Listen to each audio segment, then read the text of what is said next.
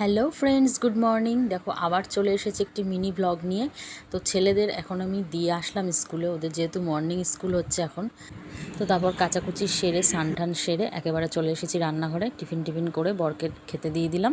ও এক্ষুনি খেয়ে ডিউটি বেরিয়ে যাবে। এখন বাজে হচ্ছে 9:45। তো আমি এখন যাচ্ছি ছেলেদেরকে স্কুল থেকে আনতে। তো এখন দাঁড়িয়ে রয়েছি গেটে, যেহেতু গেট পড়া রয়েছে।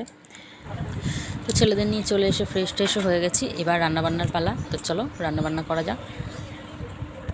আর ছেলেরা এখানে পড়াশোনা করছে, বিকালে পড়তে যাবে স্যারের কাছে, সেই পড়াগুলোই করে নিচ্ছে। তো চলো দেখে নাও আজকে কি রান্না হবে। এখানে হচ্ছে চিংড়ি মাছ, এটা একবেলা হবে, আর রয়েছে বাটা মাছ, ওটা আর একবেলা হবে।